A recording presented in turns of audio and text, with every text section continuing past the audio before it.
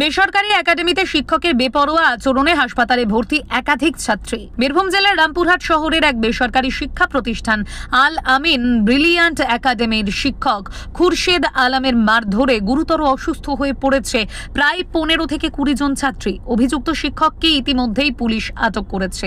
ঘটনাটি ঘিরে এলাকায় ব্যাপক চাঞ্চল্যের সৃষ্টি হয়েছে।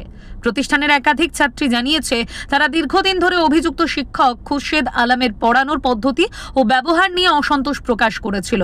বিষয়টি তারা বিদ্যালয়ের প্রধান শিক্ষকের কাছে লিখিতভাবে জানায়। এরপরেই আজ সকালে ক্লাস চলাকালীন সময়ে শিক্ষক খুরশেদ আলম রীতিমতো রেগে গিয়ে একে একে ছাত্রীদের মারধর করতে থাকেন। এই নির্যাতনের জেরে প্রায় 15 থেকে 20 জন ছাত্রী শারীরিকভাবে অসুস্থ হয়ে পড়ে। পরিস্থিতির অবনতি হওয়ায় দ্রুত তাদের রামপুরহাট মেডিকেল কলেজ ও হাসপাতালে ভর্তি করা হয়। হাসপাতাল সূত্রে জানা গিয়েছে, কয়েকজন ছাত্রী আঘাতজনিত ট্রমার শিকার হয়েছে এবং চিকিৎসাধীন রয়েছে। অভিভাবকদের অভিযোগ, প্রতিষ্ঠান কর্তৃপক্ষ দীর্ঘদিন ধরেই শিক্ষকের এই আচরণ সম্পর্কে অবগত ছিল, তবুও কোনো ব্যবস্থাই নেওয়া হয়নি। ঘটনায় ক্ষোভে ফেটে পড়েন ছাত্রীদের পরিবার ও স্থানীয় বাসিন্দারা। রামপুরহাট থানার পুলিশ অভিযুক্ত শিক্ষক খুরশেদ আলমকে আটক করেছে এবং পুলিশ ঘটনার পূর্ণ তদন্ত শুরু করেছে। বিদ্যালয় কর্তৃপক্ষ এখনো পর্যন্ত কোনো আনুষ্ঠানিক বিবৃতি দেয়নি, তবে জেলা শিক্ষা দপ্তর সূত্রে জানা গেছে, গোটা ঘটনা সম্পর্কে বিস্তারিত রিপোর্ট তলব করা হয়েছে এবং প্রয়োজনে প্রশাসনিক পদক্ষেপ নেওয়া হবে বলে জানানো হয়েছে।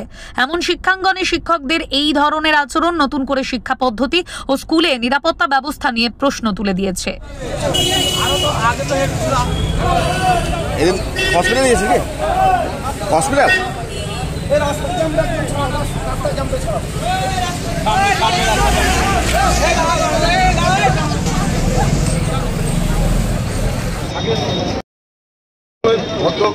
যখন তখন আমরা শুনেছি ঝামেলা হয়। কি পদে আছেন? এই আছেন উনি বা ওনার স্ত্রী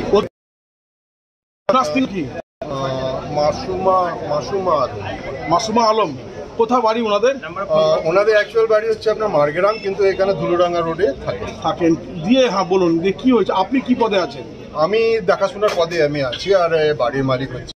কিন্তু যখন তখন স্টুডেন্টের সঙ্গে যারা ম্যানেজমেন্ট হিসেবে আছেন তাদের সঙ্গে, তো ওনার কোনো এটা রাইট হয় না। কেন কি আপনি আসবেন, ছেলে মেয়েদেরকে আপনি টিচ করবেন, লেখাপড়া যেটা আছে আপনার কর্তব্য শেখাবেন, আপনি চলে যাবেন। কিন্তু উনি চাইছেন কি আমি এখানকার কিছু, আমাকে কোনো পদ দেওয়া হোক, ম্যানেজার করা হোক বা কিছু এরকম ব্যবস্থা করা হোক আমার জন্য। কিন্তু এটা আমাদের পক্ষে বা যিনারা এখানে আছেন আরও সব, ওনাদের পক্ষে কিছু নেই। কেন কি এটা এই সংস্থাটা আপনার হেড অফিস আছে খড়গপুর হাওড়া ডিস্ট্রিক্টের মধ্যে, তো এটা আমাদের মধ্যে কিছু নেই। কিন্তু উনি যখন তখন এসে এরকমভাবে ঝামেলা করেন, বা আজকে পড়াতে এসে মেয়েদের ক্লাস করতে দেয়নি এবং সবকে বলেছে কি তোমাদের পড়া টড়া হবে না, পড়ার মধ্যে অসুবিধা, এরকমভাবে যখন তখন করেন।